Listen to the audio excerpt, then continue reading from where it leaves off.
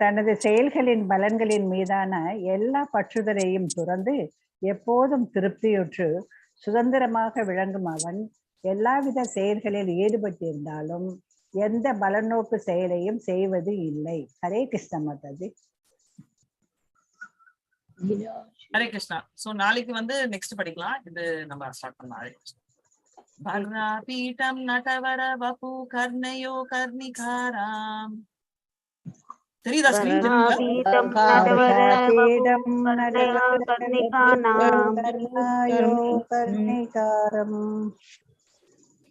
விப்ராத்வாசாத் கனகா கபிஷாம் வைஜயந்தி சமாலா.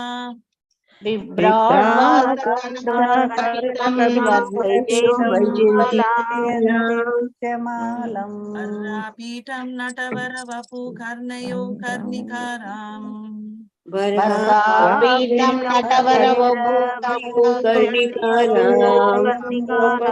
விப்ராத்வாசா கனகா கபிஷாம் வைஜயந்தி சமாலா.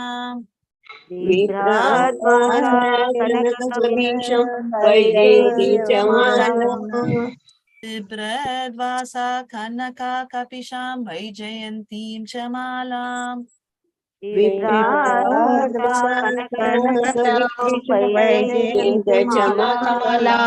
சந்திரான்வேனோரதர சுதயா பூரயான் கோபவ்ருந்தே.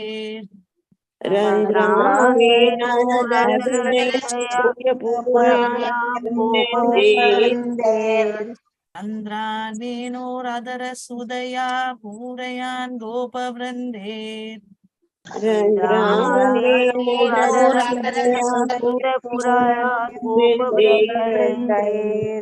वृन्दारण्यं स्वपदरमणं प्राविशाद् गीतकीर्ति.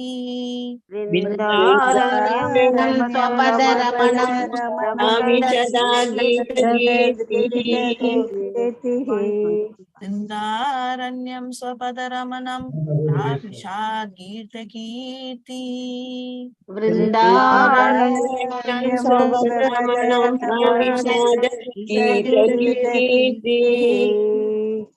हरे कृष्णा. எல்லாருக்கும் ஹரே கிருஷ்ணா. ஹரே கிருஷ்ணா மாதாஜி. ஹரே கிருஷ்ணா மாதாஜி. ஒரு क्वेश्चन கேட்டீங்க மாதாஜி. எஸ். நம்ம எல்லாருக்கும் என்ன சம்பந்தம்? அதாவது பத்மா மாதாஜி பிரேமா மாதாஜி ஒரே கோத்திரத்துல பிறந்திருப்பாங்க, கரெக்டா? சோ ஒரே பிளட் ரிலேஷன் இல்ல கோத்திரம் அப்படின்லாம். நம்ம எல்லாரும் என்ன சம்பந்தம்?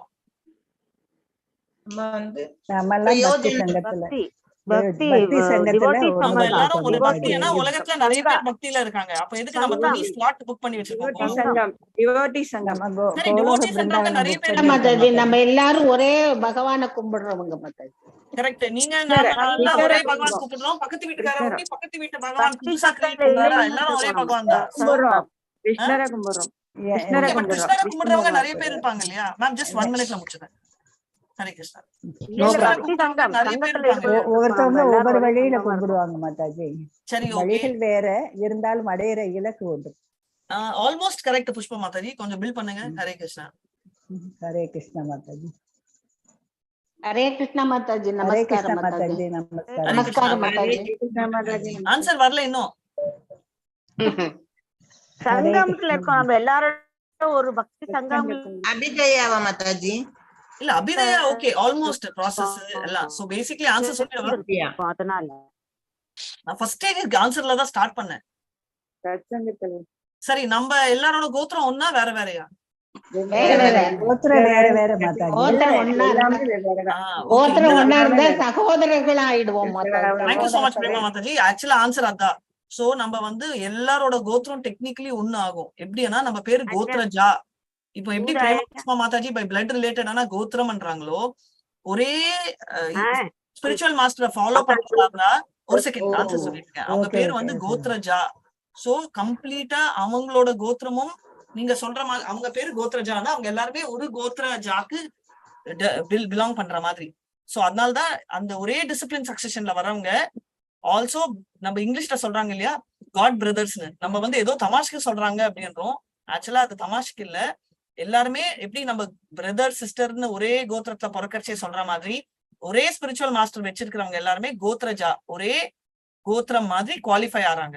அதனாலதான் காட் பிரதர்ஸ், காட் சிஸ்டர்ஸ், தெய்வம் எல்லாரும் ஒரே கோத்திரமா மாதாஜி? எல்லாருமே கோத்ரஜா, அதாவது கோத்திரம் எல்லாரோட கோத்ரஜாவும் ஒண்ணு அப்படின்னு. ஏன்னா நம்ம வழிபாடுறது ஒரே பரம்பரை. ஒரே குரூப்ல இருக்கோம் மாதாஜி, நம்ம எல்லாம் சேம் குரூப்ல இருக்கோம். புரியல மாதாஜி? ஒரே குரூப்ல நம்ம எல்லாரும் இருக்கோம். ஒரே குரூப்பை வச்சு சொல்லல, ஒரே டிசிப்ளின் சக்சஷன் வச்சு சொல்றேன். ஹரே கிருஷ்ணா. ஒரே குரு பரம்பரா. ஒரே குரு பரம்பரா. தேங்க்யூ மாதாஜி. ஹரே கிருஷ்ணா. சரியா? Thank you Mataji. Yes Dhaneshwari ma'am, you can take over. Hare Krishna. Yes yes, thank you மா, தேங்க்யூ மா. ஓம் நமோ பகவதே வாசுதேவாய, ஓம் நமோ பகவதே வாசுதேவாய, ஓம் நமோ பகவதே வாசுதேவாய. நாராயணம் நமஸ்கிருத்யம் நரம் சைவ நரோத்தமம் தேவீம் சரஸ்வதிம் வியாசம் ததோ ஜெயம் உதீரயேத். நஷ்டப்ராயேஷு பதரேஷு நித்யம் பாகவத சேவயாம். பகவத்ய உத்தம ஸ்லோகே பக்திர்பவதி நைஸ்திகி. ஓம் அஜ்ஞானதிமிராந்தஸ்ய ஞானாஞ்சனய ஷலாக்கய சக்ஷுருன்மிலிதம் येन தஸ்மை ஸ்ரீ குரவே நமः. ஸ்ரீ சைத்தன்ய மனோபிஷ்டம் ஸ்தாபிதம் येन பூதலே ஸ்வயம் ரூபா கதா மாஹ்யம் ததா ஸ்வபதாண்டிகம். ஹே கிருஷ்ணா கருணா சிந்து தீனபந்து ஜகத்பதே கோபேஷா கோபிகா காந்த ராத காந்த நமஸ்துதே. தப்த காஞ்சன கௌராங்கி ராதே விருந்தாவனேஸ்வரி. ரிஷபானுஷுதே தேவி பிரணமாமி ஹரிப்ரியே. வாஞ்சகல்பதாருभ्यश्च कृपसिन्धुभ्य एव च पतितनां पावनेभ्यो वैष्णवेभ्यो नमो नमः. जय श्री कृष्ण चैतन्य प्रभु नित्यानंद, श्री अद्वैत गदाधर श्रीवासदि गौर भक्त वृंदा. हरे कृष्णा कृष्ण कृष्ण हरे हरे, हरे राम राम राम हरे हरे. हरे कृष्ण माताजी, प्रणाम. हरे कृष्ण, प्रणाम प्रणाम माताजी. हरे कृष्णा. हरे कृष्ण माताजी, வாழ்க வளமுடன் Mataji. Thank you Mataji, thank you. So, yes, good morning Mataji. Hare Krishna. नमस्कारम Mataji. Hare Krishna. Mataji. Sorry, I know, I came to know माताजी. हरे कृष्णा प्रभु, हरे कृष्णा माताजी. प्रभु जी எல்லாருக்குமே हरे कृष्णा வணக்கங்கள், வந்தனங்கள், பிரணாம்ஸ். हरे कृष्णा. हरे कृष्ण माताजी. हरे कृष्णा. சோ நாம் இன்னைக்கு பதம் 28 நான் ஸ்லோகம் ரிசைட் பண்ண பிறகு மொழிபெயர்ப்பு வந்து வாசிங்க. ஓகே, சோ जय श्री कन्नन माताजी वासिकलाम. यम योगिनो योग समाधीन रहो ध्यायन्ति लिंगादसदो मुमुक्षया तस्यैक्षदैत्यतृषभ बदाहदो मुहं प्रपच्यम्यस्तनु मुच्छ सर्जः. यस, वासिंग माताजी மொழிபெயர்ப்பு. हरे कृष्ण माताजी. हरे कृष्ण माताजी. 28 माताजी. हाँ ओके, मैं स्टार्ट डाउन பண்ணலையா மாதாஜி? ஓகே, இல்ல ஒன்லி மொழிபெயர்ப்பு. ஓகே. பிரம்மா தொடர்ந்தார், பொய்யான ஜட உலக உடல்களிலிருந்து விடுதலையை விரும்பி தனி இடத்தில் அமர்ந்து அறிவு சார்ந்த மெய்மறந்த நிலையில் யோகிகள் பகவானை தியானிப்பர். அந்த பகவானுடைய பாதத்தின் முன்புறத்தால் அசுரன் தாக்கப்பட்டான். பகவானது முகபாவத்தை உற்று பார்த்த நிலையிலேயே திதியின் தலை சிறந்த பிள்ளையாகிய இவன் மனித வாழ்க்கையாகிய புயலில் இருந்து தூக்கி எறியப்பட்டான். பொருளுரை: யோகத்தின் நடைமுறை ஸ்ரீமத் பாகவதத்தின் இந்த பதத்தில் மிக தெளிவாக வர்ணிக்கப்பட்டுள்ளது. தியானம் செய்யும் யோகிகள் மற்றும் அறிவர்களின் இறுதியான முடிவு என்னவென்றால் புற உலக உடலிலிருந்து விடுதலை பெறுவதாகும் என்று இங்கு கூறப்படுகிறது. அதனால் அவர்கள் மெய்மறந்த யோக நிலை பெற தனி இடங்களில் அமர்ந்து தியானம் செய்கிறார்கள். யோகா தனி இடத்திலேயே செய்யப்படல் வேண்டும். பொது இடத்திலோ அல்லது மேடையிலோ விளக்கப்படுதல் கூடாது. இவை இப்போது யோகிகள் என்று அழைக்கப்படுவோரால் பயிற்றுவிக்கப்படுகிறது. உண்மையான யோகா ஒருவனை ஜட உடலிலிருந்து விடுவிக்கும் குறிக்கோள் கொண்டது. யோக பயிற்சி உடலை செழுமையாகவும் இளமையாகவும் வைத்துக் கொள்வதற்கு அல்ல. யோகா என்ற பெயரில் வரும் அம்மாதிரியான விளம்பரங்கள் எந்த விதமான தரத்திற்கும் உட்பட்டது இல்லை. எம் அல்லது யாரை என்று இந்த பதத்தில் குறிப்பாக சொல்லப்படுகிற வார்த்தை தியானம் பகவானை குறிக்கோளாக கொள்ள வேண்டும் என்று குறிக்கிறது. ஒருவன் பகவானின் காட்டுப்பன்றி வடிவத்தினை மனதில் ஊன்றி தியானித்தாலும் அதுவும் யோகாதான். பகவத்கீதையில் உறுதி செய்யப்பட்டது போல யார் ஒருவன் தன் மனதில் பகவானின் பல்வேறு வடிவங்களில் ஒன்றை குறித்து தன் மனதில் தியானம் செய்கிறானோ அவன் அவன் முதல் தரமான யோகி. அவனால் பகவானின் வடிவத்தை குறித்து தியானிப்பதன் மூலமே மெய்மறந்த நிலையை அடைய முடியும். ஒருவன் இறக்கும் தருவாயில் பகவானின் வடிவத்தை சித்தித்தும் தொடர்ந்தும் தியானம் செய்ய முடிந்தால் அவன் மனித உடலிலிருந்து விடுதலை பெறுகிறான். பகவானின் இருப்பிடத்திற்கும் அவன் மாற்றப்படுகிறான். பகவானால் அசுரனுக்கு இந்த வாய்ப்பு தரப்பட்டதால் பிரம்மாவும் பிற தேவர்களும் வியப்படைந்தார்கள். அதாவது பகவானால் தூக்கி எறியப்பட்டால் அசுரனால் கூட யோக பயிற்சி முழுமையை அடைய முடியும். ஹரே கிருஷ்ணா. அப்படின்னா இதுல இருந்து நமக்கு என்ன புரியுதுன்னா, நமக்கு ஒரு கனெக்டிவிட்டி வந்து பகவானிடத்துல ஒரு அவருடைய ஸ்பரிசம் பட்டதே வந்து அவனுக்கு பெரிய மோட்சத்தை வந்து வழங்கியது என்று இந்த இடத்துல வந்து நிறைவு செய்கிறார்கள் இல்லையா? பகவானால் தூக்கி எறியப்பட்டால் அசுரனால் கூட வந்து யோக பயிற்சி, அதாவது ஒரு தியானத்தினுடைய பலனை வந்து இவன் அடைகின்றான் என்றதை வந்து ரொம்ப அழகாக சொல்லப்படுகின்றது. இந்த பதத்தினுடைய பொருளுரையில ஸ்ரீல பிரபுபாதர் அவர்கள் ரொம்ப அற்புதமாக தியான பயிற்சியினுடைய நோக்கம் என்ன இல்லையா, அது எவ்வாறு செயல்படுகிறது, எவ்வாறு செய்யறாங்க, எப்படி செய்யக்கூடாது, எப்படி செய்தால் நம்ம அந்த பயிற்சியில வந்து பகவானை வந்து தரிசனிக்க முடியும், இது எல்லாவற்றையுமே ரொம்ப அழகாக சித்தரிக்கப்பட்டிருக்கு. ஸோ நாம கூட தியான பயிற்சிகள், யோக பயிற்சி எல்லாமே நம்ம மேடையில எல்லாம் கூட பண்ணி காட்டுறோம் இல்லையா?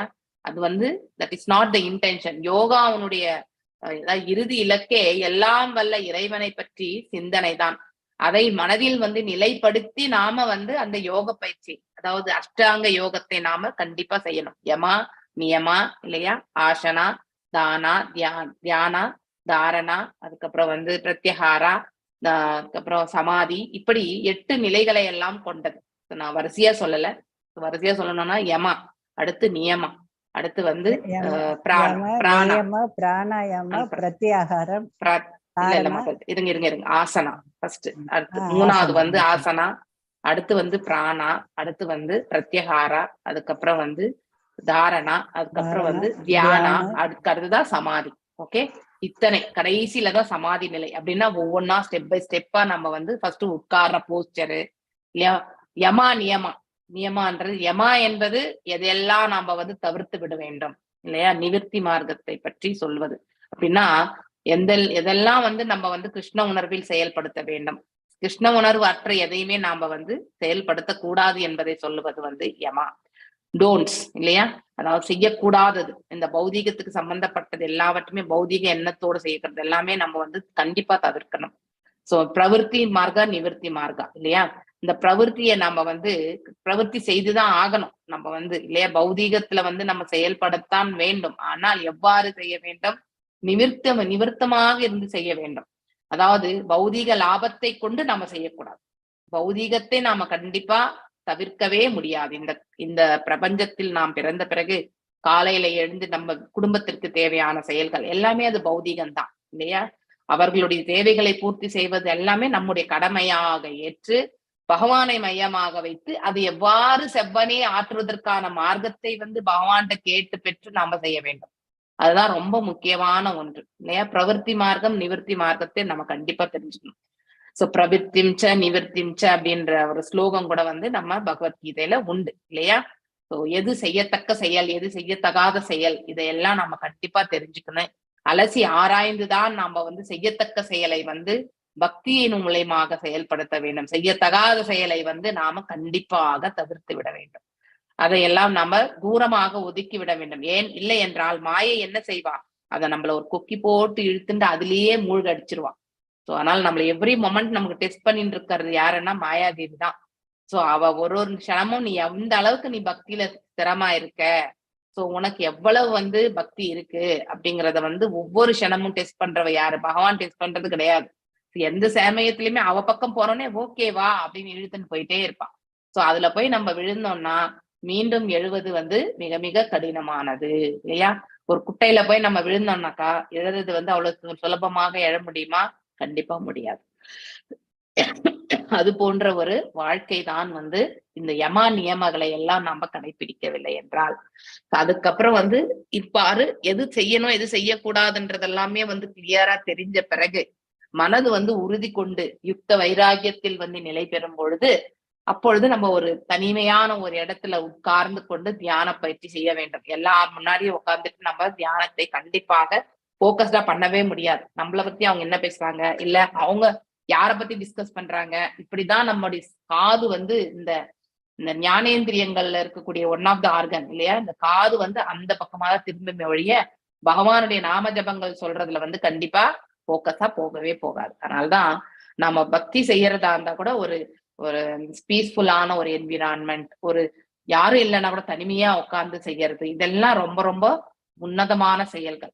அவ்வாறு நம்ம அந்த ஒரு சூழ்நிலை நம்மளை சுத்தி ஒரு அமைதியை நம்ம ஏற்படுத்தி கொண்டால் பக்தி இன்னும் நமக்கு போக்கஸ்டா பண்றதுக்கு வந்து ஒரு மார்க்கமாக அமைகின்றது. அதுக்கப்புறம் பிராணயாமா பயிற்சி இல்லையா, அதாவது உட்சுவாசம் வெளி சுவாசம். சோ இந்த சந்திர நாடி சூரிய நாடின்னு சொல்றோம் இல்லையா, இந்த ஒரு பக்கமே வந்து சுவாசத்தை உட்புறம் இழுத்து இன்னொரு பக்கம் விடுறது, இல்லைன்னா ஒரே பக்கம் இழுத்து ஒரே பக்கம், இந்த மாதிரி பயிற்சி எல்லாம் செய்யறது இல்லையா. சோ பிராணா ஆன பிறகு பிரத்யகாரா எதை சொல்றது, புலன்களை எல்லாம், அதாவது ஆமை தன் அந்த ஓட்டுக்குள்ள வந்து எவ்வாறு இழுத்து கொள்கின்றதோ அது போல நம்முடைய புலன்களை எல்லாம் இந்த பௌதீகத்தின் தரப்பில் வந்து இட்டு சென்றால் அதை எல்லாத்தையுமே ரெஸ்ட்ரிக்ட் பண்றது இல்லையா. அதனால் ஈர்க்கப்பட்டாலும் அதுக்கு வந்து எந்த ஒரு ரெஸ்பான்ஸே கொடுக்காம இருக்கக்கூடிய நிலை இல்லையா. சோ அது பிரத்யகாரா. அடுத்து வந்து தாரணா, அவ்வாறு ஈர்க்கப்பட்ட பிறகு மனதை நாம வந்து ஒருநிலைப்படுத்துறது. சோ ஒருநிலைப்பட்ட பிறகு பகவான் மீது அந்த பக்தியை வந்து அவருடைய ரூபத்தை வந்து நம்மளால சித்தரிக்க முடிந்தால் மனதுல லயிக்கலாம், இல்லை என்றால் அவருடைய பாதங்களை எண்ணிக்கொள்ளக்கூடிய அந்த அதுல நம்ம போக்கஸ் பண்ணணும். சோ அதுல வந்து நம்ம ஒரே குறியா இருந்து அதன் மீது நம்ம மனதை வந்து நிலை கொள்ளணும், தாரணா. அதுக்கப்புறம் வந்து அதுலயே நம்ம ஸ்திரமாகும் போது அது தியான பயிற்சி ஆகி விடுகின்றது. அவ்வாறு அந்த தியான பயிற்சியில நாம வந்து முழுமை அடையும் போதுதான் சமாதி நிலை. அப்போ இந்த ஆத்மா வந்து பரமாத்மாவோட சம்பந்தத்தை ஏற்படுத்திக் கொள்கிறது. இதுதான் அந்த அஷ்ட அங்க யோக பயிற்சிகள். சோ இதுதான் உண்மையாலே யோகம் என்பது. இதுதான் யோக பயிற்சி. இதை நம்ம தனியா தான் உட்கார்ந்து செய்யணும். அது நமக்கு ஒரு குருனுடைய வழி நடத்துதல் கண்டிப்பாக தேவை. இதை வந்து மேடையில போய் நம்ம வந்து தியான பயிற்சியில் செய்யவே முடியாது. மேடையில ஆசனா வந்து எத்தனாவது வரும் மாதாஜி? ஆசனா 4 ஐ திங்க் 3ஆவதோ 4ஆவதோ வரும். சோ ஆசனம் தான் ஃபர்ஸ்ட். அப்படின்னா ஆசன பிராணாயாமா வருமா? ஆமா, 3வது மாதாஜி.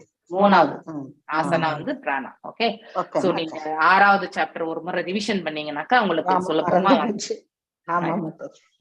ஓகே.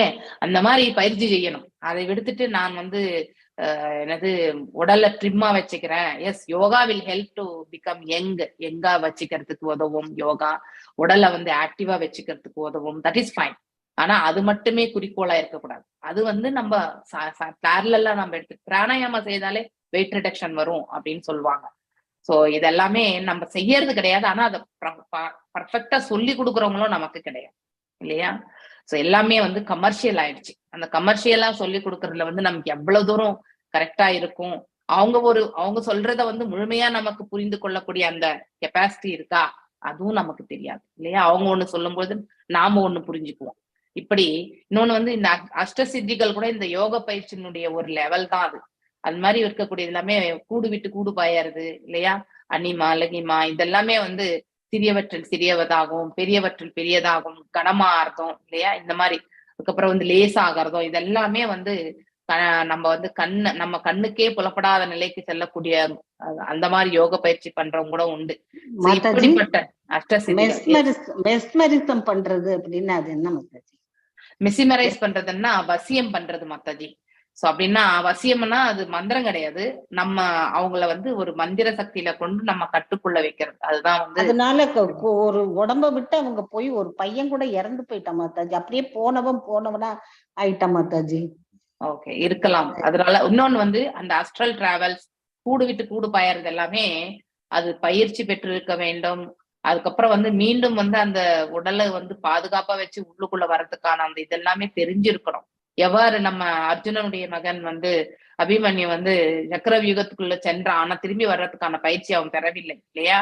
அதனால திரும்பி அவனால் வர முடியவில்லை. அது போல இதெல்லாம் கூட வந்து ஒரு பயிற்சி தான். இதுக்கு ஒரு ப்ராசஸ் இருக்கு, இதுக்கு ஒரு மந்திர ஜபம் உண்டு. அது எல்லாத்தையுமே அந்த விதத்துலதான் செய்யணும். இதெல்லாம் யோகிகள் வந்து எஸ் இந்த மாதிரி அவங்க வந்து செல்வதற்கான காரணம் வந்து இந்த உலக நன்மைக்காகத்தான். எங்கேயோ ஒரு நேச்சுரல் டிசாஸ்டர் ஏற்பட்டா இதெல்லாம் ரெஸ்கியூவர்ஸா வந்து அவங்க போயிட்டு அங்க வந்து செயல்படுவாங்க. அதுக்குதான் இதெல்லாம் உபயோகப்படுத்தணும். அதை விடுத்துட்டு நம்மளுடைய இந்த அதாவது ஜனங்களுடைய அவங்களுடைய சுக துக்கங்களுக்காகவும் இல்லையா?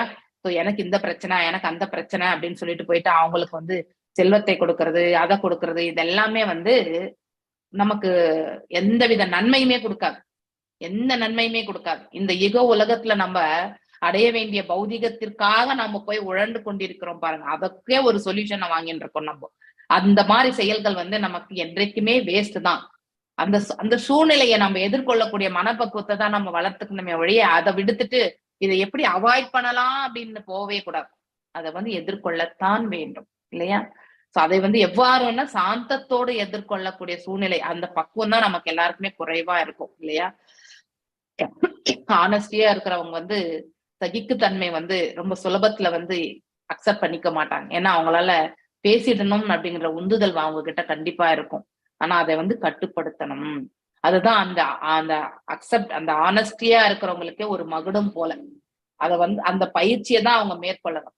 நேர்மையாக இருப்பவர்களுக்கு நேர்மை தவறு இழைத்தால் வந்து கேட்டு விட வேண்டும் என்ற எண்ணம் கண்டிப்பாக வரும். ஆனால் அந்த கேட்டதுடைய விளைவால எதிர்த்தரப்புல இருக்கிறவங்க மாற்றம் பெறுவார்களா?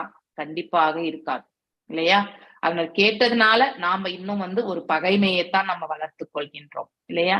இந்த பகைமையை வளர்த்து கொள்ள வேண்டிய அவசியமும் கிடையாது. நாம சொல்லக்கூடிய அறிவுரை ஒருத்தர் வந்து நல் மாற்றத்தை உருவாக்கும் என்ற நம்பிக்கை இருந்தால் ஒழிய நாம் அவர்களுக்கு சும்மா அறிவுரைகள் கூறவே கூடாது. அது வந்து வேஸ்டான ஒரு செயல். அது இன்னும் நம்மள விரோதத்தை தான் அதிகப்படுத்தும் இல்லையா? அவர்களும் வந்து அந்த புரிந்து கொள்ளக்கூடிய நன்மைக்கு வரமாட்டாங்க.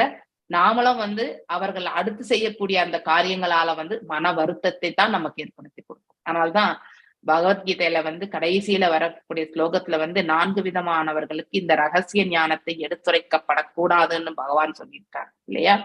பக்தியற்றவர்கள், பக்தி இருந்தாலும் கூட அதை வந்து பரிபாலிக்காதவர்கள் இல்லையா? சோம்பேறித்தனமாக இருப்பவர்கள், நாத்திகவாதிகள், இப்படி இருக்கிறவங்களுக்கு வந்து நம்ம இந்த ரகசிய அறிவு அப்படின்னா இந்த ஞானத்தை பற்றி நம்ம எதுவுமே எடுத்துரைக்க கூடாது. அப்படி நம்ம எடுத்துரைத்தா அவங்க கண்களுக்கு நாம ஒரு முட்டாளாகத்தான் தெரியும். அதாவது பொழைக்க தெரியாதவனாகத்தான் நாம தெரியும் இல்லையா? சோ இதனுடைய இந்த ஞானத்தை வந்து பெறணும்ன்ற அந்த தாகம் இருப்பவர்களுக்கு நாம கூப்பிட்டு உட்கார வச்சு சொல்லி கொடுத்தோம்னா கண்டிப்பா அவர்களுடைய வாழ்க்கையும் நன்னிலை பெறும் இல்லையா? அப்படிப்பட்டவங்களை பார்த்துதான் நம்ம வந்து நமக்கே அந்த ஃபீலிங் வரும். எஸ், இவங்க கேட்பாங்களா கேட்க மாட்டாங்களான்றத வந்து கண்டிப்பா தெரியும். ஏன்னா அத்தனை நம்ம அவங்களோட பழகி இருப்போம். அதனால அதை வந்து நம்ம திணிக்க கூடாது. திணித்தால் அதனுடைய உன்னதமான சாராம்சம் என்ன என்பதை அவர்கள் வாழ்க்கையில என்றைக்குமே வந்து தெரிந்து கொள்வதற்கு முயற்சி செய்ய மாட்டார்கள். அதனால திணிக்கவே கூடாது. பக்தியை என்னைக்குமே திணிக்க கூடாது. எடுத்துரைப்பது நம் தர்மம் என்று சொன்ன பிறகு கேட்டால் மட்டுமே அதை நாம் தொடர வேண்டும். கேட்கவில்லை என்றால் அவங்களுக்காக பிரார்த்தனை பண்ணணும். அவ்வளவுதான். இது ஒண்ணுதான் நம்ம செய்ய வேண்டியது இல்லையா? நல்ல தியான பயிற்சிகள் வந்து மேடை அலங்காரங்கள்ல வந்து நம்ம வந்து செய்து காட்டுவது கிடையாது. அது நம்முடைய உடலுக்கு நன்மையாக இருக்கலாம், ஆனால் ஆத்மாவிற்கு நாம் எதுவும் கொடுக்கறது கிடையாது. we are not giving food to ஆத்மா அப்படிங்கறத வந்து நாம கண்டிப்பா புரிந்து கொள்ள வேண்டும். பொய்யான ஜட உலக உடல்களிலிருந்து விடுதலை விரும்பி தனி இடத்தில் அமர்ந்து தனி இடத்தில் அமர்ந்து அறிவு சார்ந்த மெய் மறந்த அப்படின்னா இந்த உடலுடைய இதவே மறந்து ஆத்ம நிலையில் இல்லையா, மறந்த நிலையில் யோகிகள் பகவானை வந்து தியானிப்பார்கள். அப்படின்னா அவங்களுடைய அந்த தியான பயிற்சி ஆல்ரெடி இந்த உடலில் இருந்து அந்த ஆத்மா வந்து லாஜிக்கா அதாவது உடல்ல ஒட்டின்னு தான் இருக்கும். ஆனா உண்மையிலே அது வந்து எதோட சம்பந்தப்பட்டிருக்கும்னா பகவானோட சம்பந்தப்பட்டிருக்கும். இந்த உடலில் இருந்து கொண்டிருந்தாலுமே அதனுடைய உண்மையான சம்பந்தம் வந்து பகவானோட ஏற்பட்டிருக்கும். ஆனால் அந்த தியானத்துல வந்து அவர்கள் முன்னேறி செல்வார்கள். அந்த பகவானுடைய பாதத்தின் முன்புறத்தால் அந்த பாதத்தால என்ன பண்ணாரு, அசுரன் தாக்கப்பட்டான். பகவான் வந்து காலாலையுமே தாக்கியிருக்கார். பகவானது முகபாவத்தை உற்று பார்த்த நிலையிலே ரொம்ப நம்ம உன்னிப்பா பார்த்தோம் என்றால் திதியின் தலை சிறந்த பிள்ளையாகிய இவன் மனித வாழ்க்கையாகிய புயலில் இருந்து தூக்கி எறியப்பட்டான். அப்படின்னா பகவான் அத்தகைய செயலை செய்திருக்கார் என்பதை வந்து நம்ம அந்த அவருடைய ரூபத்தினுடைய இதுல இருந்து நம்ம அந்த ஆக்டிவிட்டி இல்லையா, அதாவது அவருடைய சுபாவம், அவர் எப்படி அதை வெளிப்படுத்தினார். இப்போ நரசிம்மர் கூட வந்து ஹிரண்ய கஷிபுவை வந்து வதைத்த பிறகு அவருக்கு கோபம் எல்லாமே இருந்தது இல்லையா, அந்த ஒரு நிலை.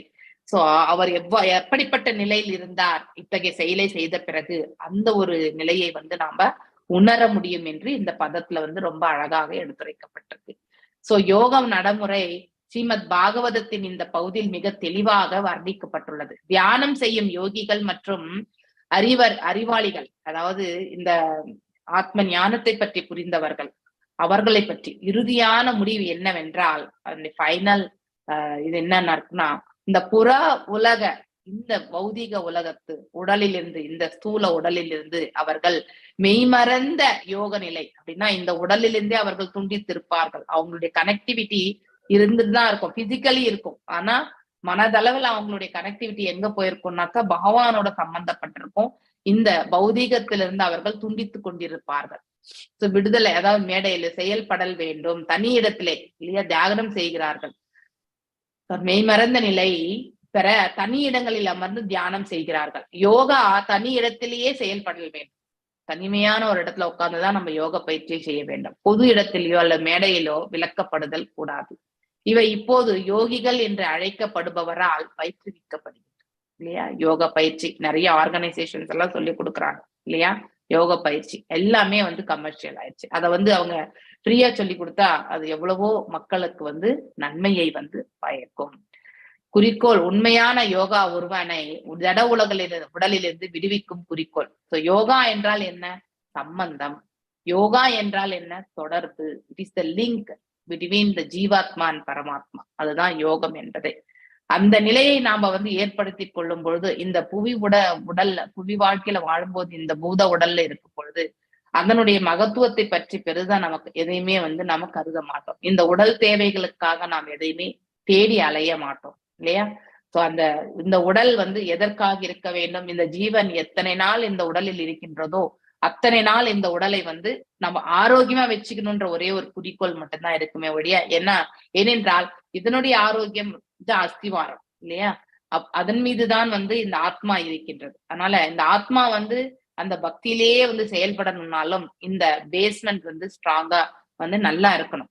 இதுல அனாரோக்கியம் அந்த அனாரோக்கியத்தை பற்றி தான் நம்ம சிந்திப்போம் ஒழிய பகவானை தியானிப்பதற்கான அந்த புத்தி நமக்கு கண்டிப்பாக கிடைக்காது. சோ அதனால யோக பயிற்சி உடலை செழுமையாகவும் இளமையாகவும் வைத்துக் கொள்வதற்கு கிடையாது. யோகா என்ற பெயரில் வரும் அம்மாதிரியான விளம்பரங்கள் எந்த விதமான தரத்திற்கும் உட்பட்டதல்ல. அப்படின்னா உண்மையான யோக நிலை பற்றி அவர்கள் எடுத்துரைப்பது கிடையாது என்று பொருள். அல்லது யாரை என்று இந்த பதத்தில் குறிப்பாக சொல்லப்படுகிற வார்த்தை தியானம். பகவானை குறிக்கோளாக யாரை குறிக்கோளா வைக்கணும்? பகவான், எல்லாம் வல்ல இறைவனை குறிக்கோளாக மனதில் நிலைத்து நாம தியான பயிற்சி செய்ய வேண்டும். ஒருவன் பகவானின் காட்டுப்பன்றி வடிவத்தினை மனதில் ஊன்றி தியானித்தாலும் அதுவும் யோகா தான். எந்த வடிவமா இருக்கலாம் இல்லையா. கிருஷ்ணா, ராமா, கோவிந்தா, நாராயணா, நமக்கு எந்த ரூபம் நமக்கு மனதில் தங்குகின்றதோ, எந்த ரூபத்தின் மீது நம்ம மனது லயித்து இருக்கின்றதோ, எல்லாருமே கிருஷ்ண ரூபத்திலே தியானிப்பாங்கன்றது கிடையவே கிடையாது இல்லையா.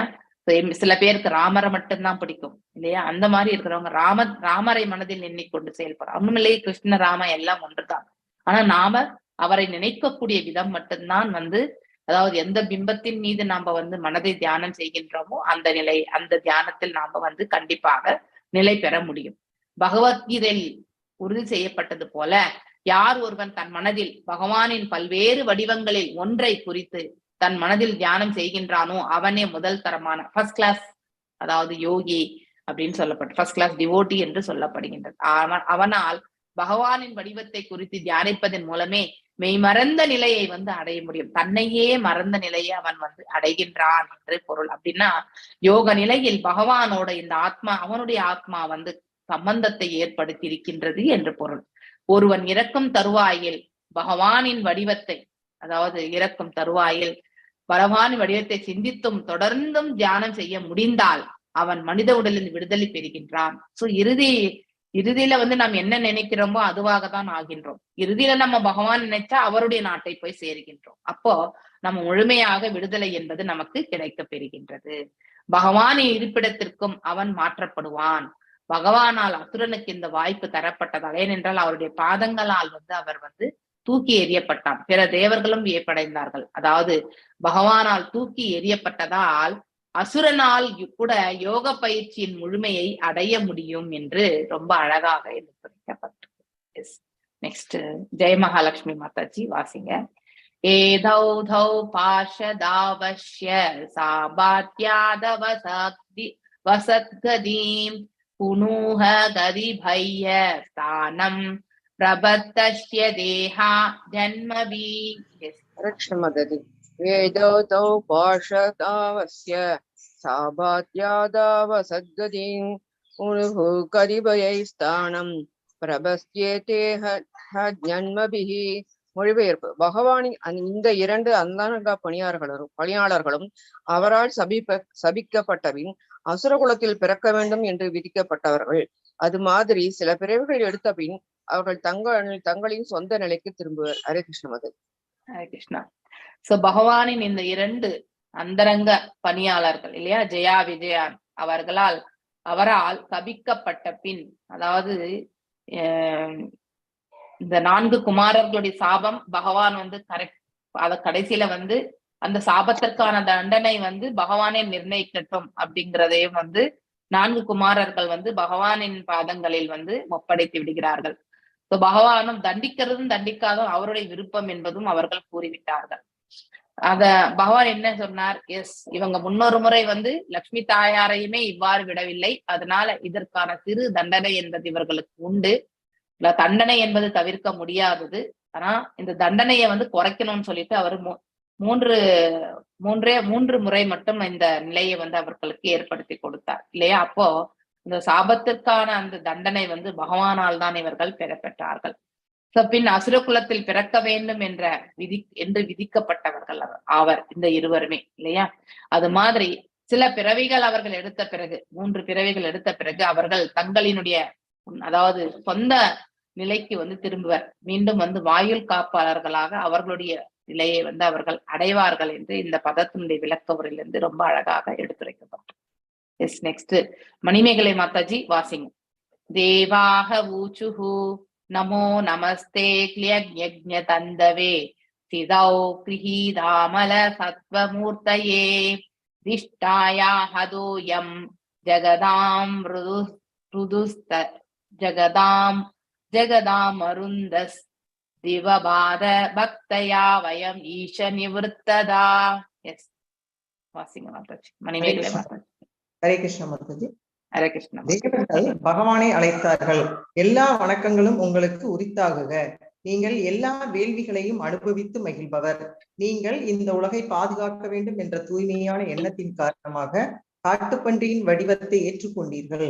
அதிர்ஷ்டவசமாக உலகங்களுக்கு தொல்லையாக இருந்த இந்த அசுரன் உங்களால் கொல்லப்பட்டான். நாங்களும் பகவானே உங்கள் தாமரை பாதங்களில் வழிபாடு செய்து கொண்டு தொல்லையின்றி இருக்கிறோம். பொருளுரை. இந்த மண்ணுலகம் சத்வம், ரஜஸ், தமஸ் ஆகிய 3 குணங்களால் ஆனது. ஆனால் புனித உலகம் சத்வமானது. இங்கு பகவானுடைய வடிவமானது நன்மை தருவது என்று சொல்லப்படுகிறது. அதாவது இது ஜடமல்ல, தூயது, நன்மையானது என்பதே இந்த மண்ணுலகில் இல்லை. பாகவதத்தில் இந்த நன்மையான நிலை சத்வம், விசுத்தம் என்று அழைக்கப்படுகிறது. விசுத்தம் என்பதன் பொருள் தூய்மையாகும். ரஜஸ், தமஸ் எனப்படும் இந்த 2 தாழ்ந்த பண்புகளாலும் சத்துவத்துக்கு எந்த தூய்மை கேடும் இல்லை. ஆகையால் பகவான் எடுத்த காட்டுப்பன்றியின் வடிவம் ஜட உலகிற்கு தொடர்பானது இல்லை.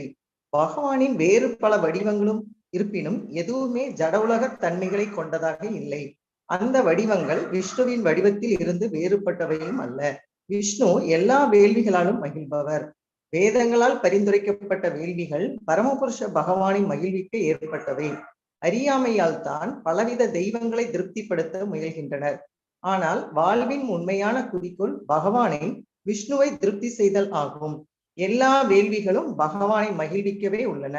வாழும் பொருள்களில் இதை நன்கு முழுமையாக தெரிந்து கொண்டவர்கள் தேவர்கள் என்றும் தெய்வ தன்மையுள்ளவர் அல்லது தெய்வம் என்றும் அழைக்கப்படுகிறார்கள்.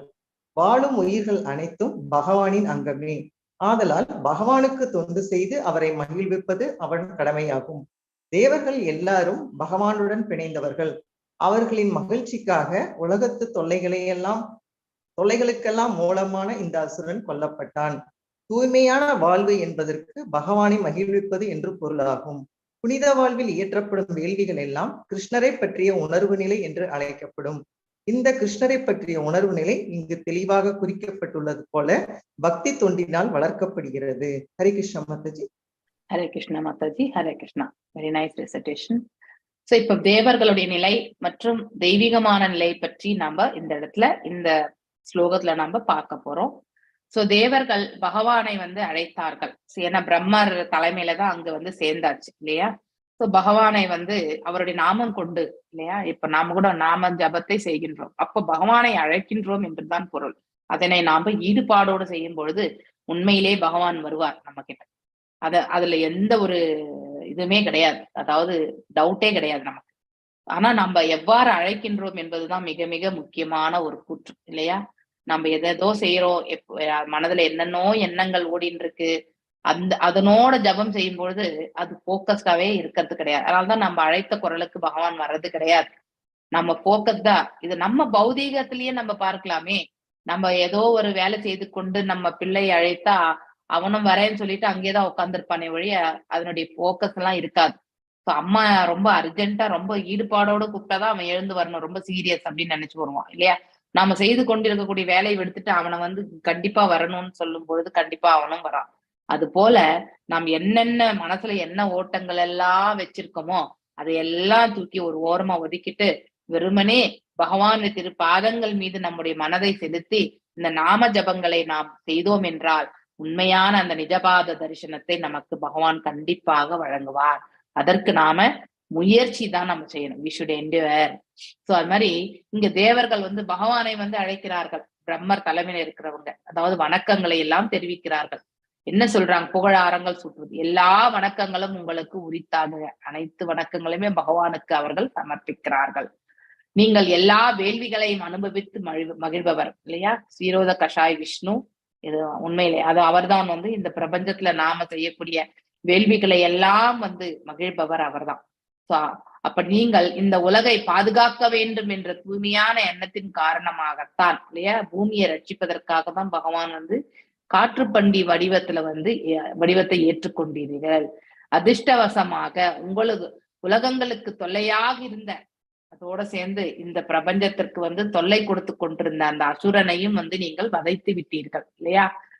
நாங்களும் பகவானை உங்கள் தாமரை பாதங்களில் வழிபாடு செய்து கொண்டு தொல்லையின்றி இருக்கின்றோம் அப்படின்னா இங்க இந்த பக்தி சேவையினுடைய மேன்மை பற்றி ரொம்ப அற்புதமாக அவர்கள் வந்து வெளிப்படுத்துகிறார்கள். சோ பகவானுடைய பாதங்களை யார் தஞ்சம் அடைகிறார்களோ அவர்கள் தொல்லை என்பது ஏற்படாது அவங்களுக்கு. அப்படின்னா தொல்லைகளே வந்தாலும் அதை வந்து நன்மையான ஒரு மார்க்கத்திற்கு இட்டு செல்வதற்கான வழி மார்க்கத்தை பகவான் அவர்களுக்கு கொடுப்பார்கள். அதுதான் நமக்கு இந்த தொல்லைகள் நாம தான் சமாளிக்கிறோம்னு நினைச்சுட்டு இருந்தாக்கா வாழ்க்கையில நமக்கு பிபி சுகர் எல்லாமே வந்து சேர்ந்துடும் இல்லையா. எந்த பக்கம் திரும்பினாலும் தொல்லைதான் நமக்கு. யாருக்காவது தொல்லையற்ற நிலை இருக்கின்றதா இங்க? கண்டிப்பா கிடையாது. Every one is suffering only here இல்லையா. அந்த சஃபரிங்கை வந்து நம்ம எப்படி பேலன்ஸா எடுத்துட்டு போறதுதான் நமக்கு வந்து பக்தி என்பது நமக்கு வழிவகுத்து கொடுக்கிறது. எடுத்த உடனே நம்ம ஹையஸ்ட் பக்தியை நம்ம ரீச் பண்ண முடியாது. அதை நம்ம பக்குவமா பயிற்சி செய்துதான் ஒரு ஹையஸ்ட் நிலைக்கு நம்மளால செல்ல முடியும். அது கூட ஒரு குருனுடைய அனுகிரகம். இப்ப ராதிகா மாதாஜி சொன்னாங்க இல்லையா, நாம எல்லாருமே ஒன்றுதான் அப்படின்னு. எப்படி சொன்னாங்கன்னாக்கா, நாம எல்லாம் ஒரு குரு பரம்பரையை சேர்ந்தவர்கள். சோ ஒரே குரு பரம்பரை சேர்ந்து அந்த குரு என்ன சொல்லிட்டு போனாரோ அதை அப்படியே நாம வந்து பின்பற்றும் பொழுது அவர் நமக்கு என்ன அஷூரன்ஸ் கொடுத்திருந்தார், 4 ரெகுலேஷன்ஸ் 16 ரவுண்டு நம்ம செய்தால் கோலோகத்தை அடைய முடியும் என்ற அந்த உத்தரவாதத்தை அவர் கொடுத்து சென்றார் ஸ்ரீல பிரபுபாதா அவர்கள். அதை நாம கோலோகம் வந்து பகவான் நம்மளை அழைச்சுக்கிறது அவர் பாதங்கள்ல விட்டுடலாம். ஆனா நம்ம முயற்சி மட்டும் பக்குவமாக செய்யறதுக்கு நாம கண்டிப்பாக பிரயத்தனம் செய்ய வேண்டும் இல்லையா. சோ இந்த மண் உலகம் வந்து நமக்கு இருக்கிறது வந்து சோ அவங்க எல்லாருமே தொல்லைகளின்றி இருக்கின்றோம் என்று தேவர்கள் எவ்வாறு உரைக்கிறார்கள், அவர்களுடைய ஒரே பிரார்த்தனை பகவானுக்கு மட்டும்தான். அதனாலதான் அவங்க தொல்லை இல்லாம இருக்காங்க. இதுதான் உண்மை இல்லையா. நாம என்ன செய்யறோம், நமக்கு ஏதோ ஒரு தொல்லை வந்தா இந்த கடவுளை வணங்கு அந்த கடவுளை வணங்குன்ட்டு நாம எல்லா கடவுள்களுக்கும் நமஸ்காரங்கள் செய்வதும் மரியாதை வழங்குவதும் நம்முடைய கடமைதான். ஏன்னா தேவர்களுக்கும் மனிதர்களுக்கு இடையே ஒத்துழைப்பு கண்டிப்பாக தேவை. அவர்களுக்கு செய்ய வேண்டியதும் நாம் செய்யணும். ஆனால் நம்முடைய அதாவது ப்ராப்ளம்காக போய் அவங்க கிட்ட வந்து இந்த கடவுளை செலக்ட் பண்ணி அந்த கடவுளை செலக்ட் பண்ணி நம்ம செய்யவே கூடாது. அது மிக மிக தவறான செயல். அது நம்ம அது செய்யும் பொழுது அது பக்தி கிடையாது, வியாபாரமாகி விடுகின்றது இல்லையா? அப்படின்னா நமக்கு தொல்லை வரும்போதெல்லாம் போய் ஒரு தேவதையை போய் நம்ம வணங்குறோம் இல்லையா? தொல்லை வரும்போது போய் அம்பாளுக்கு ஒரு மாலையை சாத்துறது, புடவையை சாத்துறது, அபிஷேகம் பண்றது, இது எல்லாம் நம்ம செய்யறோம் இல்லையா? அத்தகைய மனப்பக்குவத்தை நாம கண்டிப்பாக கைவிட வேண்டும். எப்படி இருந்தாலுமே பகவான் ரட்சிக்கத்தான் போகிறார். பகவான் டைரக்டா ரட்சிக்கிறத விட தேவர்கள் மூலியமா நமக்கு ரட்சனை கொடுக்க போறார். அவங்களையும் நம்ம மரியாதை கொண்டு நம்ம தாழ்பணியறது தப்பு கிடையாது. ஆனா நாம என்ன செய்யறோம், வெறுமனே ஒரு பிசினஸ் டீலிங்காக தான் அவங்க கிட்ட போய் நம்ம பக்தியை செலுத்துறோம். அது பக்தின்னு சொல்ல முடியாது, அது வியாபாரம் ஆகி விடுகின்றது.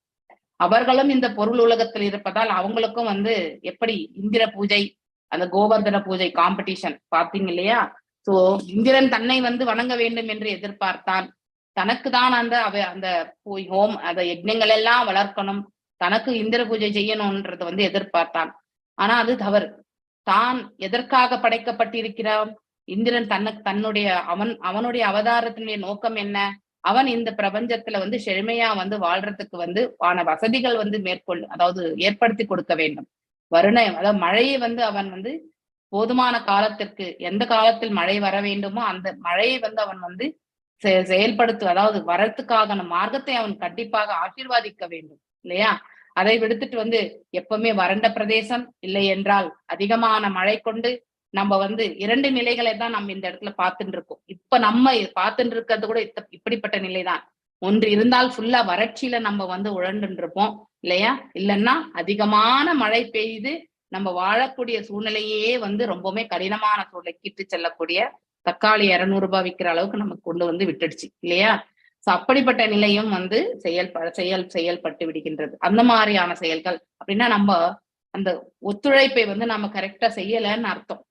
தேவர்களுக்கெல்லாம் நாம கொடுக்கக்கூடிய அவிர்வாகங்கள் அனைத்துமே அவர்களுக்கான பக்திக்காக வழங்குகின்றோம், அவர்களை நாம பக்தி செய்கின்றோம் என்பது தானே தவிர உண்மையிலே அவர்கள் நமக்கு வழங்கக்கூடிய அந்த வரங்கள் அனைத்துமே பகவான் கிட்ட இருந்து அவர்கள் பெற்றதை தான் நமக்கு வழங்குகிறார்கள். அவர்கள் பகவானை தியானிக்கிறார்கள், வரங்களை பெறுகிறார்கள், அந்த வரங்களை எல்லாம் நமக்கு கொடுக்கிறார்கள். சோ இந்த யாக சக்கரத்தை நாம கண்டிப்பா அதனுடைய மீனிங்க புரிஞ்சுக்கணும். நம்ம அப்பொழுதுதான் நம்ம பக்தினா என்ன அப்படிங்கிறத தெரிஞ்சுக்கணும். யாரிடத்தில் நாம் என்ன என்ன என்ன எதிர்பார்க்க முடியும் என்பதை, யாருக்கு என்னென்ன பொசிஷன் கொடுத்திருக்காரு, பதவி கொடுத்திருக்கார் இல்லையா? சூரிய தேவன் நமக்கு பிரகாசத்தை கொடுக்கிறார், சூரியனுக்கு நம்ம கண்டிப்பாக பூஜை செய்கின்றோம் இல்லையா? சங்கராந்தி அப்போ பெரும் பொங்கல் அன்னைக்கு அவருக்கு தான் நம்ம எல்லாவற்றுமே புதுசா படைச்சு இல்லையா? அறுவடையான அனைத்து விதமான வஸ்துக்களை எல்லாம் வைத்து அவருக்கு நாம பொங்கல் வைத்து அவருக்கு நாம நன்றியை செலுத்துகின்றோம். அதுதான் நாம செய்ய வேண்டியதே. தேவர்களுக்கு நாம we should pray for the courtesy they have given இல்லையா? அவங்க நமக்கு என்ன வழங்கி இருக்காங்களோ அவங்களுக்கு கண்டிப்பா அவங்கள நினைத்து நாம பக்தி கொண்டு அவர்களுக்கு நம்முடைய பக்தியை தான் செலுத்தணுமே ஒழிய, நன்றி கடனை செலுத்தணுமே ஒழிய நம்முடைய சுய லாபத்திற்காக நாம் அவர்களிடத்தில் செய்யவே கூடாது. நாம செய்த கர்ம பலன் பிரகாரம் இந்த இடத்துல அனுபவித்துக் கொண்டிருக்கின்றோம். நாம் அவ்வாறு கர்ம பலனை நம்ம தள்ளி போட்டோம்னு வச்சுக்கோங்க, எப்பயா இன்னொரு ஜென்மத்திலேயே நாம் அதை அனுபவித்துதான் ஆக வேண்டும். அதை நம்ம கண்டிப்பா தவிர்க்க முடியாது. அதனால நம்முடைய பாவங்கள்ல இருந்து விடுதலை அளிக்கக்கூடியவர் ஒருத்தர் யாருன்னா எல்லாம் வல்ல இறைவன், அவர் ஒருத்தர் தான். வேற யாருமே அதன் அத்தகைய விடுதலை வழங்கவே முடியாது. காலத்தை வேண்டுமென்றால் தள்ளி போட முடியுமே ஒழிய நாம அதை தவிர்க்கவே முடியாது. இதை நாம கண்டிப்பா புரிந்து கொள்ள வேண்டும். அதை தாங்கி கொண்டு அதை எதிர்கொண்டு அந்த கரையை கடக்கிறதுக்கான மார்க்கத்தை மட்டும்தான் பகவான்கிட்ட வேண்டணும். அப்ப அவருடைய கருணை இருந்தால் நம்ம அதாவது பெரிய கடல் போல் இருக்கக்கூடிய அந்த கடினமான சூழ்நிலையை ஒரு கன்றுக்குட்டியினுடைய கால் கீழே இருக்கக்கூடிய தண்ணி எவ்வளவு இருக்குமோ அது போல நம்ம நீந்தி கடந்து விடலாம். சோ அதான் அதனுடைய வலிமை அவ்வளவு குறைஞ்சிடும் நமக்கு. அதனால்தான் பக்திக்கு இருக்கக்கூடிய மகிமையை நாம கண்டிப்பா தெரிந்து கொள்ள வேண்டும். பகவான் இதை கடப்பதற்கான அந்த சக்தியை நமக்கு கொடுப்பார். ஆனா நமக்கு நெஞ்சுரம் என்பது கண்டிப்பாக இருக்க வேண்டும் இல்லையா?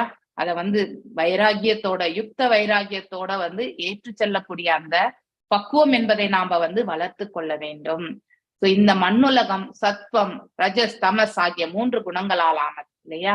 ஆனால் புனித உலகமானது வெறுமனே சத்வம், அது சுத்த சத்வம் ஆக்சுவலி மேல இருக்கிறது. எந்த ஒரு இதுவுமே கிடையாது. சத்வத்துல கூட நம்ம நன்மையை எதிர்பார்க்கறதுனால தான் நம்ம கட்டுண்ட நிலையில இருக்கோம். சுத்த சத்வத்து செல்லும் பொழுது நமக்கு எந்த எதிர்பார்ப்புமே இருக்காது. அனன்ய பக்தியில இருப்போம் நம்ம. இங்கு பகவானுடைய வடிவமானது நன்மை தருவது என்று சொல்லப்படுகின்றது. அதாவது மேல் உலகத்தில், அதாவது அது ஜடம் அல்ல. அது வந்து it is not a matter. வெறுமனே வந்து அதாவது அவருடைய பரமாத்மா ரூபமும் அவருடைய திருமேனியும் வந்து பாத்தீங்கன்னாக்கா அத்வைதம் என்று சொல்லப்படுகின்றது. வெறுமனே ஸ்பிரிச்சுவல் இல்லையா? தூயது, ஜடம் அல்ல, தூயது, பியூரா இருக்கக்கூடிய ஒன்று, நன்மையானது என்பதை இந்த மண்ணுலகில் இல்லை. அதாவது பாகவதத்தில் வந்து இந்த நன்மையான நிலை சத்துவம் விசுத்தம் என்று அழைக்கப்படுகின்றது. விசுத்தம் என்ற பொருள் வந்து தூய்மையானதாகும். ஆனா கலங்கப்படுவதற்கு 2 குணங்கள் இருக்கு. நாம் என்னதான் வந்து தூய்மை அடைந்து கொண்டே இருந்தாலும் ஒரு சமயத்துல நம்ம ரஜோ மற்றும் தாம்சிக்கால வந்து ஈர்க்கப்பட்டு விடுகின்றோம் இல்லையா? அது மிக மிக தவறு. சோ இந்த சூழ்நிலை நம்ம எல்லாருமே எதிர்பார்க்கிறோம். ரொம்ப சாதுவா இருப்பாங்க அப்படின்னு நினைப்பாங்க. ஆனா உண்மையிலே அவங்களுடைய பொறுமையே வந்து ரொம்பவுமே டெஸ்ட் பண்ணும்போது ஒரு சமயத்துல அவங்களும் வந்து பர்ஸ்ட் ஆகக்கூடிய சூழ்நிலை வந்து விடுகின்றது இல்லையா? அப்படிப்பட்ட நிலை ரஜஸ் தமஸ் என்பது காடு கொள்ளாதுன்னு சொல்லுவாங்க. அந்த மாதிரி வந்துரும். அதனால அத்தகைய ஒரு பேஷன்ஸையும் வந்து டெஸ்ட் பண்ணக்கூடிய மனிதர்கள் இந்த பிரபஞ்சத்தில் உண்டு இல்லையா? ஒரு பிசினஸ் பர்சன் வந்து எஸ் இந்த மாதிரி ஆன்மீகத்துல இருந்து கொண்டு செயல்படும் பொழுது சோ அவனுடைய கஸ்டமர் வந்து என்ன பண்றான், அதாவது பேமெண்ட் வந்து நிறுத்தி வச்சிருந்தா அந்த பேமெண்ட் வந்து ரொம்ப காலம் கேட்டுனே இருப்பான். ஆனா அந்த கஸ்டமர் வந்து இன்னைக்கு நாளைக்குன்னு சொல்லிட்டே இருப்பான். ஆனா அதுல வந்து ஒரு டிரான்சாக்சன் வரும் பொழுது அவனை வந்து திருப்பி அனுப்பிடும் பொழுது அப்ப அந்த கஸ்டமருக்கு மேல கோபம் வருமா வராதா? கண்டிப்பா கோபம் வரும் இல்லையா? இது வரைக்குமே நீ பணத்தையும் கொடுக்கல, இப்போ ஒரு ஐட்டத்தையும் நான் வாபஸ் அனுப்புறேன்னாக்கா வாபஸ் அனுப்பிட்டு நீ வந்து இப்படி கோபமே படக்கூடாது அப்படின்னு சொன்னா அப்ப அதுல என்ன தாத்பரியம் இருக்கு இல்லையா? சோ கோபமே படாம அது வரைக்கும் கூட தனக்கு எவ்வளவு நஷ்டம் ஆயிடுச்சு, எல்லாமே ஆயிடுச்சு, ஆனாலுமே இத மறுபடியும் வாபஸ் வாங்கி டெட் ஸ்டாக்கா போடக்கூடிய அந்த நிலை வந்தா அந்த பிசினஸ் பர்சன் என்ன ஆவான்? கொலாப்ஸ் தானே ஆவான். அவனுக்கு கோபம் வருமா வராதா? கண்டிப்பா கோபம் வரும் இல்லையா? சோ அவனுடைய பொறுமையே வந்து சோதிக்கிற அளவுக்கு ஒரு கோபம் வருது. சோ ஆனா ஏன்னா எந்த இயற்கையினுடைய நாம வந்து சாந்தமா இருக்கணும்னு நினைச்சா கூட நம்மளை சுத்தி இருக்கிறவங்க வந்து நம்மள சாந்தமா வந்து வாழறதுக்கு வந்து அனுமதி, அந்த கோஆபரேஷன் கண்டிப்பா தேவை.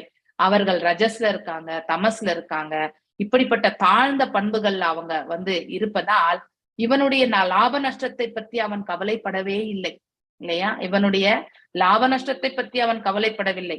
அவனுடைய இது என்ன, அவன்கிட்ட இருக்கக்கூடிய தேவையற்றதை வந்து மீண்டும் வந்து கொடுத்துடணும்ன்ற அந்த ஒரு குறிக்கோள் மட்டும்தான் அவனிடம் இருந்தது. அடுத்தவர்களுடைய லாப நஷ்டத்தை பற்றி எண்ணாதவன் வந்து அதீத பாவத்தை இழைக்கின்றான் இல்லையா?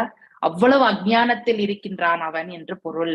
அவனுடைய சுயநலம் என்பது மேலோங்கி இருக்கின்றது. ஹரே கிருஷ்ணா மாதாஜி, இதுல வந்து இந்த சுத்த சத்துவங்கிறது இந்த மீதி இருக்கக்கூடிய தாழ்ந்த பண்புகளால் தூய்மை கேடு இல்லை அப்படின்னு போட்டிருக்கு. நெகட்டிவா இல்ல மாதாஜி போட்டிருக்கு. இல்ல அப்படின்னா பாதிக்கப்படாமல் இருக்கக்கூடிய நிலைதான் வந்து சுத்த சத்துவமே. இப்ப நான் உங்களுக்கு ஒரு எக்ஸாம்பிள் சொன்னேன் இல்லையா? நீங்க ஒரு இப்ப எக்ஸாம்பிள் நான் வந்து மெடிக்கல் பிசினஸ் தான் ரன் பண்றேன். ஓகே, நான் நிறைய கஸ்டமருக்கு சப்ளை பண்றேன். நீங்க ஒன் ஆஃப் த கஸ்டமர். நீங்க ஒரு ஆர்கனைசேஷன், நீங்க ஒரு மணிப்பால் ஹாஸ்பிட்டல் இருக்கீங்கன்னு வச்சுக்கோங்க, எக்ஸாம்பிள் சொல்றேன். அங்க நீங்க பர்ச்சேஸ் டிபார்ட்மெண்ட்ல நீங்க தான் மேனேஜர். சோ உங்களுக்கு நான் நிறைய சப்ளை பண்ணிருக்கேன். ஒரு போன வருஷத்துல இருந்து சப்ளை பண்ணி நிறைய அமௌண்ட் வந்து ஒரு கோடி கணக்குல வந்து நின்று இருக்குன்னு வச்சுக்கோங்க. உங்ககிட்ட நான் எப்பவுமே கேட்டுட்டே இருக்கேன், ஆனா நீங்க அதுக்கு வந்து கொடுக்குறேன்னு சொல்றீங்களே தவிர நீங்க எதுவுமே கொடுக்கறதே கிடையாது. ஓகே, சோ இப்படிப்பட்ட ஒரு சூழ்நிலையில இருக்கும் பொழுது நான் 6 மாசத்துக்கு முன்னாடி ஒரு எக்யூப்மெண்ட் சப்ளை பண்ணிருப்பேன். அதை நீங்க எனக்கே தெரியாம வந்து திருப்பி ஆபீஸ்க்கு ரிட்டர்ன் பண்ணிருக்கீங்க. அதுக்கப்புறம் மெயில்ல போடுறீங்க நான் அனுப்பிட்டேன் அப்படின்னு. அப்ப நான் எனக்கு கோபம் வரணுமா வரக்கூடாதா? நீங்க சொல்லுங்க மாதாஜி. கண்டிப்பா வந்து கோபம் வரத்தான் செய்யும். அது வரும். எதற்கு வரும்னாக்கா நாம இந்த இயற்கையினுடைய 3 குணங்களால வந்து ஆளப்படுபவர்கள். நான் சத்துவத்துலதான் இருந்தாலும் கூட அந்த சமயத்துல எனக்கு வந்து ரஜோகுணம் வருமா வராதா? கண்டிப்பா வரும் இல்லையா? சோ அந்த இது வந்து வராம இருக்கக்கூடிய நிலைதான் வந்து கெடாமல் இருக்கக்கூடிய நிலை என்று சொல்லப்படும். புரியுதுங்களா? அப்படிப்பட்ட சூழ்நிலை வந்தால் கூட நான் கோபப்படாமல் இருந்தால் நான் வந்து சுத்த சத்துவ நிலையை அடைந்து. அப்படியே இருந்தாக்க அவங்க எப்படித்தான் வாழ்றது மாதாஜி? இந்த உலகமே இல்ல இந்த உலகம் இருந்துட்டு இருந்தாக்க வாழவே முடியாது மாதாஜி. எல்லாருக்கும் நல்லவங்களா இருந்துட்டாக்க நம்ம வாழவே முடியாது. ஏமாத்தி நம்மளை தலையில அதுதான் அதுதான் இந்த இயற்கையினுடைய விதி. அதாவது இங்க வாழக்கூடிய அனைவருமே இந்த 3 குணங்களுக்கு உள்ளதான் அடங்கி இருக்கும். எது வரைக்கும் நாம பௌதீக செயல்கள்ல ஈடுபட்டு கொண்டிருக்கிறோமோ நம்ம சுத்த சத்துவத்துல இருந்தாலும் சத்துவத்திற்கு கீழே தள்ளப்பட்டு விடுவோம். புரியுதுங்களா? அப்ப அந்த சுத்த சத்துவத்துல இருந்து சத்துவத்துக்கு வரும்பொழுது அந்த ஒரு சுச்சுவேஷன்ல வந்து நாம ரஜோவா மாறி விடுவோம். அது கண்டிப்பா. ஏன்னா ஆமா, ஏனென்றால் நம்ம முன்னாடி பேசக்கூடியவன் இப்ப பத்மா மாதாஜி என்னுடைய கஷ்டத்தையே புரிஞ்சுக்கல. அவங்க ஆர்கனைசேஷன்ல வந்து அவங்க ரெஸ்பான்சிபிள் பொசிஷன்ல இருக்காங்க. அதுக்கு வந்து அவங்க வந்து பதில் சொல்லி ஆகணும். அதனால என்ன பண்றாங்க, திருப்பி இந்த வெண்டர் தலைமையிலே கட்டிட்டு அவங்க வந்து எஸ் அதை ரிட்டர்ன் பண்ணிட்டா இது இவ்வளவுதான் அப்படின்னு சொல்லிட்டு க்ளோஸ் பண்ணிடுவாங்க. அவங்களுடைய வேலையில வந்து அவங்க குறியா இருக்காங்க, சுயநலமா தான் இருக்காங்க. எஸ். சோ இப்படிப்பட்ட காலகட்டங்கள், இது ஒரு எக்ஸாம்பிளா தான் உங்களுக்கு சொல்றேன். This is one example. நான் என்னுடைய அனுபவத்திலேயே நான் பார்த்துட்டு இருக்கிறதையே நான் வந்து பார்த்துட்டு இருக்கேன். சோ இந்த மாதிரியான நபர்கள் தான் நம்ம எல்லாமே அன்றாட வாழ்க்கையில நம்ம சந்திச்சு கொண்டிருக்கிறோம். இப்ப பத்மா மாதாஜி எவ்வளவு அடுத்தவங்களுடைய கஷ்டத்தை பற்றி அவர்கள் என்றைக்குமே உணரவில்லை அப்படின்னு தானே பொருள் அது, இல்லையா? சோ தன்னுடைய நலத்தை மட்டுமே அவங்களும் எந்த ஆங்கிள் யோசிச்சுட்டு இருக்காங்க. அவங்களுக்கும் வந்து இந்த தர்மம் அதர்மம் பற்றி தெரியல. அவங்களுக்கு தெரிஞ்சிருந்தால் இத வந்து அவங்க மேனேஜ்மெண்ட் கிட்ட பேசி இது நம்முடைய தவறுதான், இதை நாம வந்து வேறு மார்க்கத்தில் நம்ம வந்து இட்டு செல்லலாம், அவர்களுக்கு கொடுக்க வேண்டியதை வந்து கண்டிப்பாக வழங்கணும் அப்படின்ற ஒரு இதுல இருக்கும். தர்மத்தையே புரிந்து கொள்ளாத நிலையில் இருப்பவர்கள் தன்னுடைய பதவியை வந்து அதாவது தக்க வச்சுக்கணும்ன்ற தன்னுடைய ஜீவனத்தை தக்க வச்சதுக்காக அடுத்தவனுடைய வயிற்றுல வந்து அடிக்கக்கூடிய காலகட்டங்கள் தான் இது.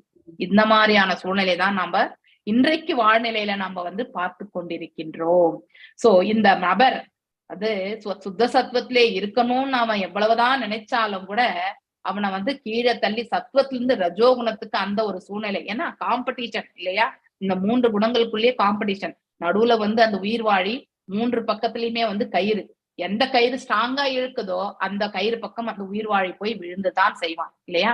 அதற்கேற்றவாறு இந்த புலன்களும் செயல்படத்தான் செய்யும். அதை அவன் வெளிப்படுத்தி தான் ஆவான். உண்மையிலே அவன் வந்து அவ்வாறு பேசணும்னு கூட நினைக்க மாட்டான். ஆனா அத்தகைய ஒரு சூழ்நிலைக்கு வந்து அவன் தள்ளப்படுவான். இந்த தாத்பரியத்தை வந்து நாம கண்டிப்பா புரிஞ்சுக்கணும்.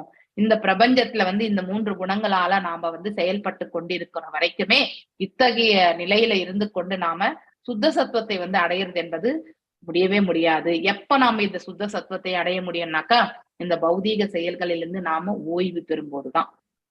அதுல இருந்து நம்ம இனிமே இந்த பிசினஸ் வேண்டாம், நமக்கு ஏதோ நம்ம வீட்டுல இருக்கிறத வச்சு நம்ம வாழலாம் அப்படிங்கிற ஒரு நிலைக்கு வந்து இருக்குது. இருப்பதை கொண்டு திருப்தி கொண்டு நித்திய பூஜை செய்து இதை நம்பியே இருக்கிறவன் எப்படி மாதாஜி விட்டுட்டு வாழ முடியும்?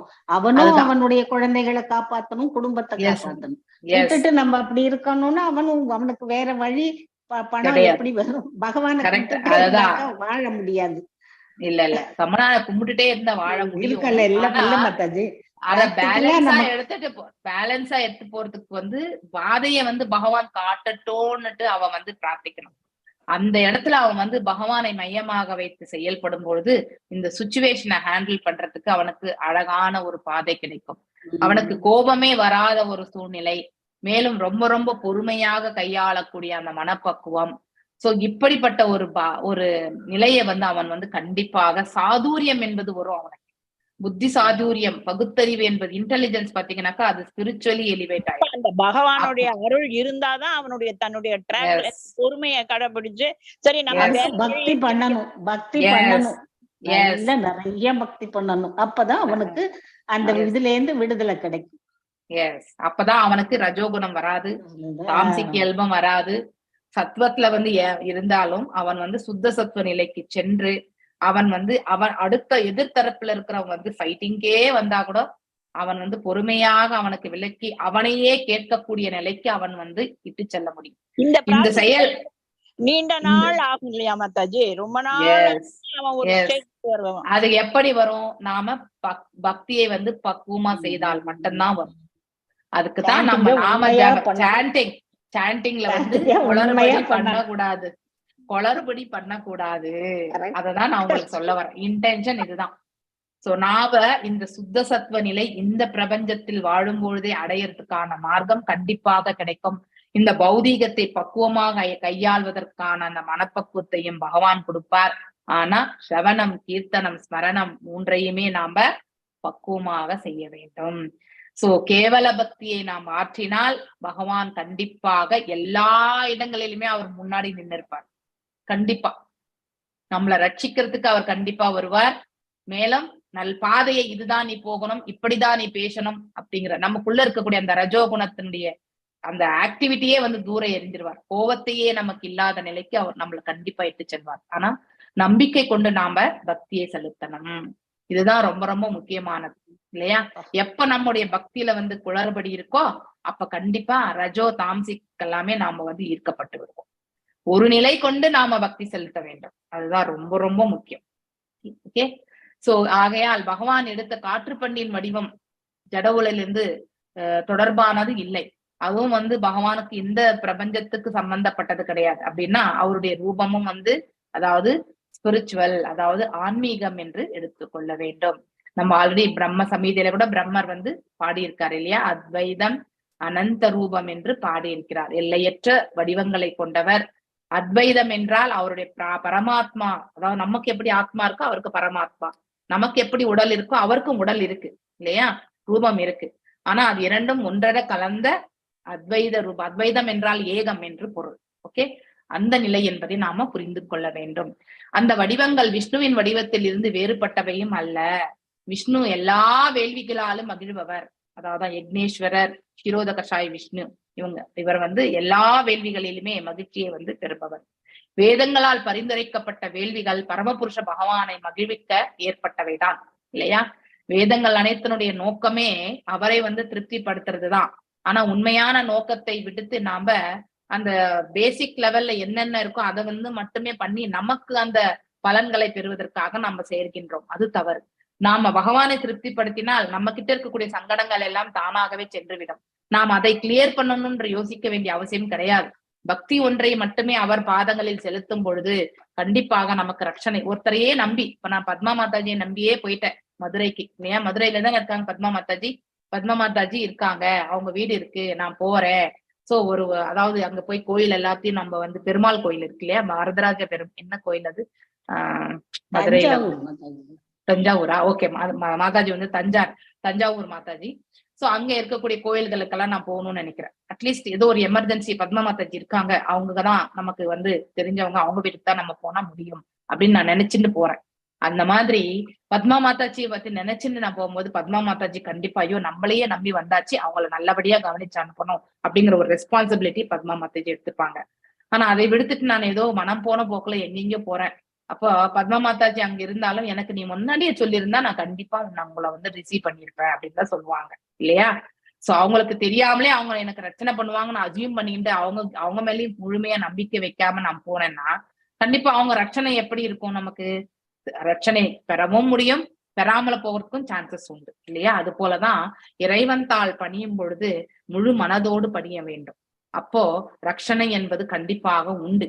ஆனா அது இவர் நம்மள ரட்சிப்பாரா இல்லையா அப்படின்னு நினைச்சுட்டு இந்த கடவுளை அந்த கடவுளை நம்ம அவங்களையும் பிசினஸா எடுத்துட்டு போகும்பொழுது அந்த தேவர்களும் நமக்கு ரட்சணை வழங்க மாட்டாங்க.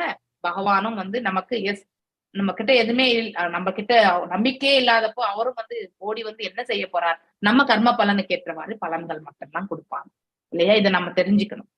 சோ எல்லாமே அறியாமையால் தான் பலவித தெய்வங்களை திருப்திப்படுத்த முயல்கின்றனர் இல்லையா? ஆனால் வாழ்வின் உண்மையான குறிக்கோள் பகவானை, விஷ்ணுவை திருப்தி செய்தல் ஆகும். எல்லா வேள்விகளுக்கும் பகவானையே மகிழ்விக்க உள்ளவை இல்லையா?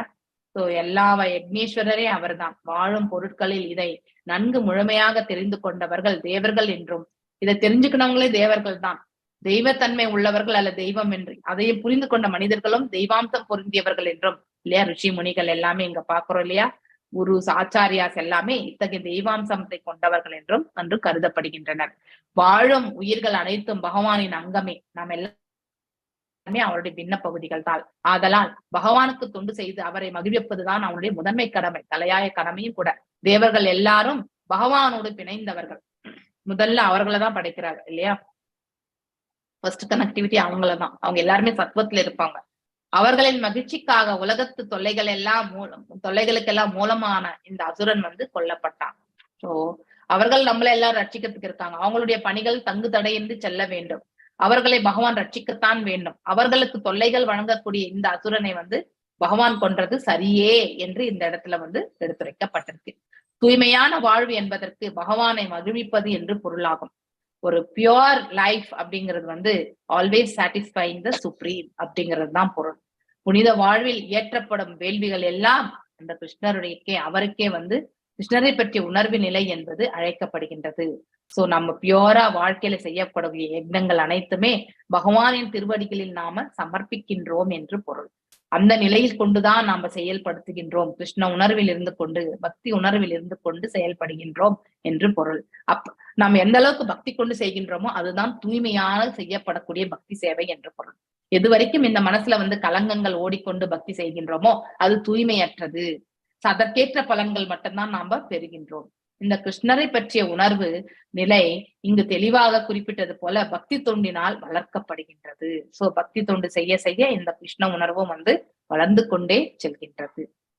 ஹரே கிருஷ்ணா. மாதாஜி, தேவர்கள் எல்லாம் பகவானை புரிஞ்சுட்டு அவங்க வந்து எப்ப பார்த்தாலும் பகவானுக்கு தொண்டு செய்யறாங்க, அவங்க அவருக்கு தியானம் செய்யறாங்க.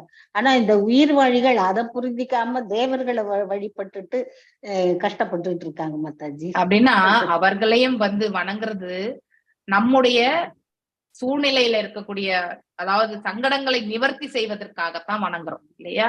எனக்கு இது கிடைச்சா நான் இவ்வளவு செய்யறேன் அப்படிங்கிற பிசினஸ் தான் பண்றோம் நம்ம. அது தவறு. தேவர்களுக்கான அவங்களுக்கு என்ன செய்யணுமோ அது நம்ம கண்டிப்பா செய்யணும். இப்ப கணேச சதுர்த்தி வருது, நம்ம கண்டிப்பா கணேச சதுர்த்தி நம்ம செய்யணும் இல்லையா? சோ தட் இஸ் விக்னங்கள் எல்லாமே வந்து நன்றி செலுத்தணும். நம்ம இவ்வளவத்தையுமே நம்ம இங்க வாழ்றதுக்கு வந்து ஒரு சூழலை உருவாக்கி கொடுத்திருக்கிறார்கள். நமக்கு சதா சர்வ காலம் அவர்கள் ரட்சித்து கொண்டிருக்கிறார்கள் இல்லையா? செக்யூரிட்டி கார்ட்ஸ் இருக்காங்க எல்லாமே இல்லையா? நம்ம வந்து குல தேவதம், அதுக்கப்புறம் வந்து இஷ்ட தேவதா, குல தேவதா, கிராம தேவதா, திஷா தேவதா, இதெல்லாம் கூட நம்ம நீங்க சங்கல்பம் பண்ணும் பொழுது பிராமின்ஸ் சங்கல்பம் இதெல்லாம் சொல்லுவாங்க இல்லையா? ஆமா, இஷ்ட தேவதை, நமக்கே இஷ்ட தேவதை, கிராம தேவதை, திஷா தேவதை இல்லையா? சாஸ்திரிகள் சொல்லுவாங்க. இதை நீங்க கண்டிப்பா அப்சர்வ் பண்ணணும். அவங்களுக்கு எல்லாமே நம்ம வந்து பூதேவிக்கு கூட நம்ம வந்து ஒரு பூஜை பண்றோம்னாக்கா மேலேயும் வந்து அஷ்டதிக்கு பாலகர்கள் எல்லாமே உண்டு. அவங்களுக்கு எல்லாருக்குமே வந்து இப்ப நம்ம காவல் தெய்வங்கள் கூட உண்டு இல்லையா? ஒவ்வொரு ஊருக்குள்ளயுமே வந்து பாத்தீங்கன்னா காவல் தெய்வங்கள் உண்டு. முனீஸ்வரன் இருப்பாங்க, சில பேர் இடத்துல வந்து இந்த கன்னிமார்கள் கோயில், கருப்பசாமி எல்லாமே இருக்கும். அந்த காவல் அவர் இருக்கிற வரைக்கும் காவல், அது எல்லாமே இவங்க எல்லாருமே வந்து தேவர்களாக வந்து இருக்கவர்கள் தான். சோ நாம தான் அவங்களுக்கு எல்லாமே வந்து எதோ செய்து நம்ம விருப்பப்பட்டது எல்லாத்தையும் அவங்களுக்கு படைச்சிட்டு நாம செய்யறோம். அது தவறு இல்லையா? சோ அவங்க எதுவுமே கேட்கறது கிடையாது. நாம அவங்களுக்கு பக்தி தான் செலுத்தணும். அவங்களுக்கு கொடுக்க வேண்டிய செயல்கள் எல்லாமே வந்து ஒரு பூஷணிக்கா வந்து பண்ணாலே கூட போறோம், அதுதான் அவங்க கேட்கறது. ஆனா நாம அதெல்லாம் விட்டுட்டு ஏதோ செய்யறோம். விலங்குகளை வந்து வதைக்கின்றோம், இதெல்லாம் தவறான செயல்கள். அவங்க அதெல்லாம் கேட்கறது கிடையாது. அது நம்ம தவறுகள் தான் இது எல்லாமே. ஏன்னா நம்ம மூதாதையர்கள் வந்து அறியாமையால் செய்ததை வந்து நாம இன்றைக்கு கூட அதை வந்து பரிபாலித்து கொண்டு வந்து கொண்டிருக்கிறோம் இல்லையா? இதை நம்ம தெரிஞ்சுக்கணும். சோ இந்த சத்தியுகத்துல எல்லாமே ஒரு விலங்கை வந்து அஸ்வமேத யாகத்துல வந்து ஒரு குதிரையை வந்து இது பண்ணாங்கன்னா இமீடியட்டா அது அடுத்தது வந்து மனித ஜென்மத்திற்கு வந்து மாற்றம் அடைந்து விடும் இல்லையா? ஆனா அதே வந்து நாம இப்ப பண்ணக்கூடிய இந்த பலி எல்லாமே வந்து ஒரு காவல் தெய்வங்கள் முன்னாடி செய்யறது எல்லாமே கண்டிப்பா அது எல்லாமே வந்து அடுத்த ஜென்மத்துக்கு வந்து அது மனிததாக வருகின்றதா? கிடையாது. அதை நம்ம தெரிஞ்சுக்கணும். ஏன்னா நாம செய்யக்கூடிய பூஜனுடைய குவாலிட்டி இல்லையா? அதுக்கு அத்தனை மந்திர உச்சாடனங்கள் உண்டு. நாம் அதெல்லாம் செய்யறோமா? இப்ப அந்த அளவுக்கு மந்திர ஜபங்கள் சொல்லக்கூடிய சாஸ்திரிகளும் கிடையாது இல்லையா? வேத பாடசாலையில அவ்வளவு பெற்றவர்களும் கிடையாது. அத்தகைய தூய்மையான ஒரு என்விரான்மெண்ட்டும் இப்ப கிடையாது இல்லையா? அங்க பூஜை செய்யும் போதே நம்ம வந்து போக்கஸ்டா செய்ய மாட்டோம். அங்கேயும் வந்து அவனை பத்தி இவனை பத்தி தான் நம்ம வந்து பேசிட்டு இருக்கோம். அங்க பூஜை ஒண்ணு நடந்துட்டு இருக்கோம், நம்ம இங்க வந்து கதாடிச்சுட்டு இருக்கோம். இந்த மாதிரியான சூழ்நிலைகள் தான் இப்ப நடக்கிறது. அதனால யாருக்குமே வந்து ஒரு ஈடுபாடோடு செய்யக்கூடிய பக்தி உணர்வு என்பது இத்தகைய செயல்கள்ல வந்து நம்ம பார்த்தது கிடையாது. அதனால்தான் பக்தியை வந்து ஈடுபாடோட செய்யுங்க அப்படின்ட்டு பிரபுபாதர் ஒவ்வொரு இடத்துலயுமே நமக்கு அடிச்சு சொல்லிட்டே இருக்கார். அதனுடைய முக்கியத்துவத்தை புரிந்து கொண்டு நாம ஜபங்கள் செய்யும் பொழுது மனதுல வந்து பகவானை நினைத்து கொண்டு அவருடைய திரு பாதங்களை எண்ணிக்கொண்டு நாம போக்கஸ்டா செய்தோம்னா பகவான் அவருடைய திருப்பாதங்களையே நமக்கு தரிசனத்தை வழங்கக்கூடிய பாக்கியத்தை நாம பெறுவோம். நல்ல ஸ்ரவணம், கீர்த்தனம், ஸ்மரணம் என்பது மிக மிக முக்கியமானது நவவித பக்திஸ்ல. அதை நாம முழு மனதோட ஈடுபாடோட செய்யணும் என்பதை நாம புரிந்து கொள்ளணும். வாஞ்சகல்பதாருபியஷ்ட கிருபசந்துபேவச்ச பதிதனாம் பாவனேபியோ வைஷ்ணவேபியோ நமோ நம. அனந்த கோட்டி வைஷ்ணவ விருந்த கி ஜெய். நாமாச்சாரிய ஹரிதாஸ் தாகூர் கி ஜெய். ஹரே கிருஷ்ணா கிருஷ்ண கிருஷ்ண ஹரே ஹரே, ஹரே ராம் ராம் ராம் ஹரே. மாதாஜி ஹரே கிருஷ்ணா.